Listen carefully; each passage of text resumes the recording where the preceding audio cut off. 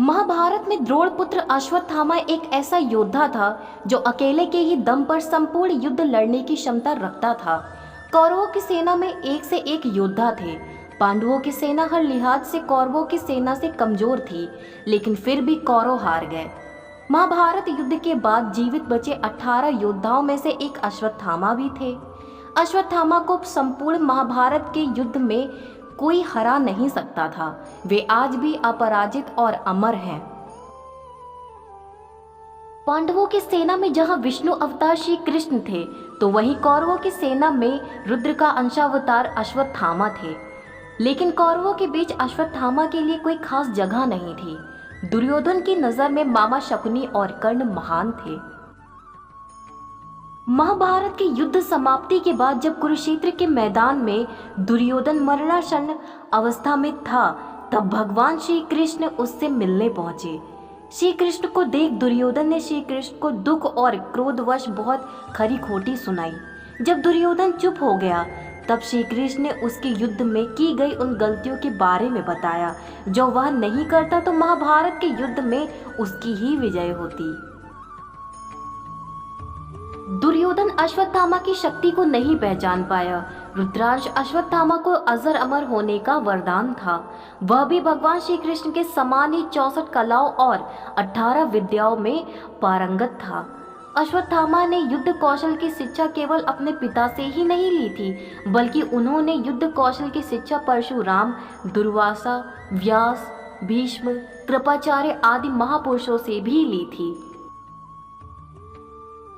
माना जाता है कि कृपाचार्य अकेले ही एक समय में 60,000 योद्धाओं का मुकाबला कर सकते थे, लेकिन उनके भांजे कृपाचार्य की बहन कृपी अश्वत्थामा की बहन थी। अश्वत्थामा में इतना सामर्थ्य था कि वह एक समय में 72,000 योद्धाओं को अकेले मार सकता था। कुरुक्षेत्र में लड़े गए युद्ध में कौरवों के सेनापति पहले दिन से 10वें दिन तक भीष्म पितामह थे। वहीं 11वें से 15वें दिन तक गुरु द्रोणाचार्य ने यह जिम्मेदारी संभाली। लेकिन द्रोणाचार्य की मृत्यु के बाद दुर्योधन ने कर्ण को सेनापति बनाया। यही दुर्योधन की महाभारत के युद्ध में सबसे बड़ी गलती थी। इस एक गलती के कारण उसे युद्ध में पराजय का मुख देखना पड़ा। यदि दुर्योधन कर्ण की बजाय 16वें दिन अश्वत्थामा को सेनापति बनाता, तो युद्ध का परिणाम कुछ और ही होता। क्योंकि अश्वत्थामा स्वयं भगवान शिव के अंशावतार थे, जो समस्त सृष्टि के संहारक हैं। लेकिन कहा जाता है कि दुर्योधन अपने मित्र प्रेम के कारण इतना अंधा हो गया था कि अश्वत्थामा और कृपाचार्य अमर हैं, यह जानते हुए भी उसने कर्ण को सेनापति चुना।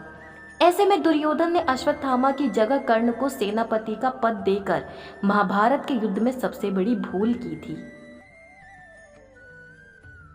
युद्ध के 18वें दिन दुर्योधन ने रात्रि में उल्लू और कौवों की सलाह पर अश्वत्थामा को सेनापति बनाया था।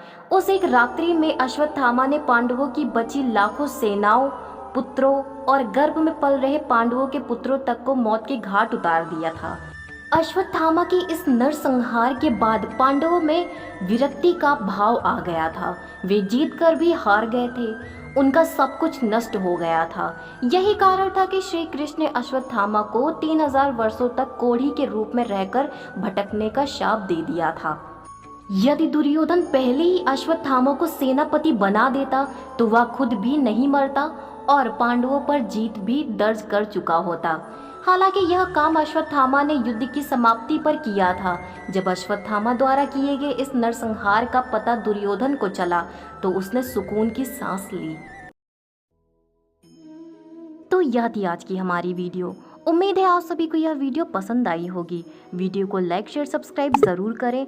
अब मिलते हैं किसी नई जानकारी के साथ। तब तक के लिए राधे राधे।